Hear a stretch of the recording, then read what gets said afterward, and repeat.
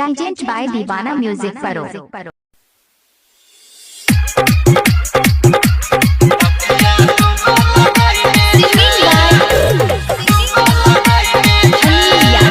अभी आप सुन रहे हैं दीवाना म्यूजिक परो की शानदार प्रस्तुति। मन में कौनो बात तो खास छुपैने छै, मन में कौनो बात तो खास छुपैने छै। छौरी सुतै छही तो अकेले तकिया दूगो लगैने छै। छौरी सुतै छही तो अकेले तकिया दूगो लगैने छै। मन में कौनो बात तो खास छुपैने छै। छौरी सुतै छही तो अकेले तकिया दूगो लगैने छै। छौरी सुतै छही तो अकेले तकिया दूगो लगैने छै।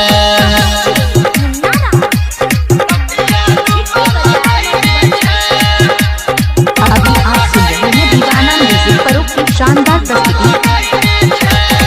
बजते 12 तो छौरी लाइट दै छै काट गे। लगबै नै छै केवारी के किली हल्के से दै छै साइट गे। बजते 12 तो छौरी लाइट दै छै काट गे। लगबै नै छै केवारी के किली हल्के से दै छै साइट गे। लागैया हमरा कोनो लागैया हमारा कोनो तूफान बनैने छै। छौरी सुतै छही तो अकेले तकिया दूगो लगैने छै। छौरी सुतै छही तो अकेले तकिया दूगो लगैने छै।